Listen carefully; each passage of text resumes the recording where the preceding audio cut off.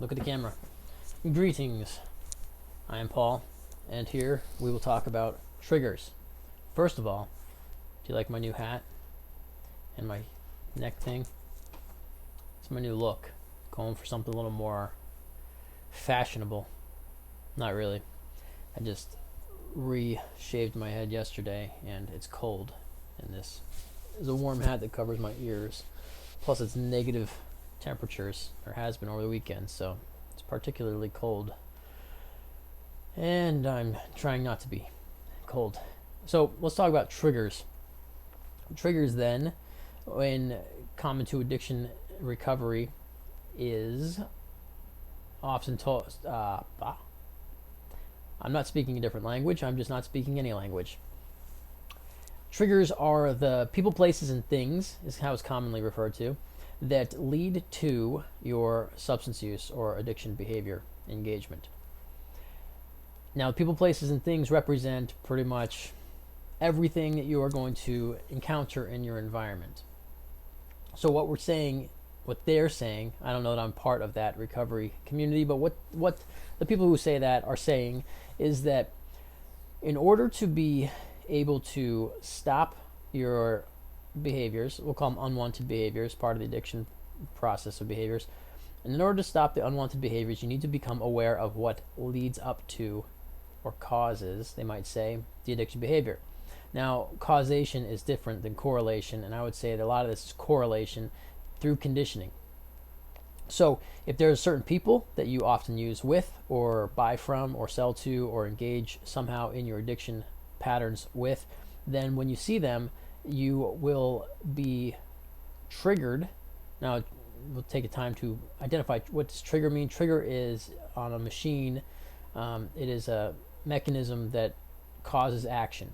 In a human being, a trigger is probably going to be thought of as a stimulus that causes a response. Now, stimulus is the external, and then response is the interpretation of that stimulus. I think that I've already gone too far off track to remember where I was, so I'll just keep going with this one, and then we'll circle back eventually, perhaps, or we'll end up as a movie review of whatever movie I most recently watched. We'll see how this goes. I think we'll stick with this topic, but I'm not sure. So trigger is a mechanism that leads to action. Stimulus is a mechanism that leads to response. Stimulus is what happens out here. The response is what happens in here. As what happens out here triggers an experience with part of our senses. So we've got sight, audition, smell, olfactory, if you want to get technical, taste, and touch. So those are 5 senses. And then extrasensory perception, ESP, which I guess is a specific thing, but if we look at the definite, like what do those words mean? Extrasensory perception. It means that you're perceiving some kind of stimulus that is beyond, extra to beyond or above the regular 5 senses. So such a thing exists. We might not be able to clearly identify it, but it does exist, and I'm sure you've experienced it. We all have, I believe, personally. The more open you are to the possibility it exists, the more likely you will have been to experience it, which then you think, well, the more likely you are to believe in fairies, or the more you believe in fairies, the more likely you are to see fairies. Yeah, well, that's true.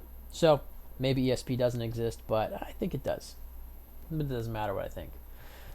So you have triggers in the addiction sense. I guess we'll come back to the topic now. I don't know. Who cares what movies I watched? So with addiction, with triggers, people, places, and things being used to identify triggers, we're talking about the things, the stimulus in the environment that's going to cause the body to react to it. So something that you're going to perceive, attend to, put your focus on, and then analyze. So thought is the analysis. The sensation leads to the perception, which is the awareness of it in the body, and then analysis happens as you apply thought to it. So the way our bodies seem to work, I'm going to oversimplify and speak outside of my scope, that we are constantly becoming more, we develop routines to improve the efficiency of our mental capacity or mental processing. The more often we repeat a thing, the less energy we put into completing that thing. We become conditioned to, when this stimulus happens, this response happens, and we don't have to think about doing it, we just do it. And so that's what the underlying issue here is with all of the, again, across these videos I'm making, awareness, conditioning. Our awareness is sacrificed to our conditioning. Our conditioning saves the time on, or saves the resources that would go to our awareness. So as our awareness increases, our conditioning decreases. As our conditioning increases, our awareness decreases. And in some ways it's good. It's one of these things that is. It's part of our mechanism of our body, and it is good and it is harmful, depending on what the context is. The more comfortable you are with a process, the easier it comes to you. Playing an instrument, you get really good at it. You don't have to think about it. It doesn't take as much energy to perform that task that it did at the first time you try it. Weeks into your practicing, it doesn't take as much energy to perform it, so you still get the enjoyment of performing the activity without all of the expensive energy. And so that's survival. The body's trying to conserve energy and conserve resources. And that's okay if we're talking about playing a song on a guitar or a piano. It's okay with anything. That's the morality or the good or bad nature of it is up to, it's all subjective. But I guess putting my bias on this, if that conditioned response is something that is harmful in some way to you, then I'm going to say it's not as good. So playing a song on piano, being able to play it without looking at the keys, that's good. Save some resources, great. It's an enjoyable experience, awesome. If it is going to a drug that is going to harm your body whenever you feel a certain thing or experience a certain thing in life, that's not as good because of the harm involved with it. But in either, yeah, okay. And so, well, now I'm good now. I don't know where I am right now. So, and then you get into, I guess, the conditioning can lead to compulsive behaviors then. And so the compulsive part of it is, if the behavior has a benefit, at least short-term physically, but then emotionally, mentally, or long-term socially is a negative or harmful, that's where the compulsivity comes in, because compulsivity is the body trying to achieve something with the mind says this isn't a good idea. So you're engaged into this autopilot function of the body, in contrast to or without consulting your awareness. This is kind of a new thing I'm thinking of right now, so I don't know. I think it's sound, but I'm not sure 100%. But this is where I'm going, figuring things out on the fly. Right. Let's get back to the topic. So, people, places, and things. Why do we say that those are things to identify? Because, if, like I said before, if you're always with a certain person when you use, then whenever you see that person, your brain is going to condition you to when I see if I just throw out a name, there's a chance that it's somebody I know, and then someone else is watching this will go, oh, he's talking about this person. When I'm not, I'm just throwing out a name. So I'll say when you see Paul, and every time you see Paul, you guys get drunk. Then when you see Paul, your brain goes, oh, we're going to get drunk now. And so that brings that to mind. Or every time you go to the bar, well, it's an obvious one. You go to the bar, you expect to get drunk, and so you go to the bar, and it makes you think about alcohol. But there's less common. Maybe you drink every time you go to a restaurant. You have every time you go out to eat at a certain place, you get alcohol, and then so you start to pair that location, that place, with that behavior, drinking, and things. Maybe every time you play guitar or play a video game, I hear this a lot of times. Every time you play a video game, you got to be smoking or drinking or doing something, and so you start to pair these behaviors together. The more often we do something in conjunction with another thing, or a stimulus with a response, the more quickly that comes in the future. The saying in neuroscience, so we're talking about neurons, wires, meaning the connections in the brain, the cell connections. Things that wire together, or things that fire together, wire together. So when impulse, or when neurons activate in succession with one another, they're more likely to do that again and again and again and again. The more times you do it, the more likely they are to fire off.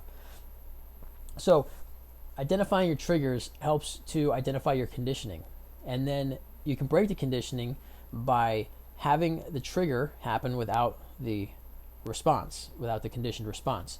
So if you walk into that restaurant and have a meal without drinking alcohol, the more times you do that, now you're making that conditioned response go extinct, because there's nothing that says you have to drink when you go in that restaurant, but you've conditioned yourself to drink every time you go in that restaurant. So now every time you go in that restaurant, if you don't drink, you're undoing that pairing.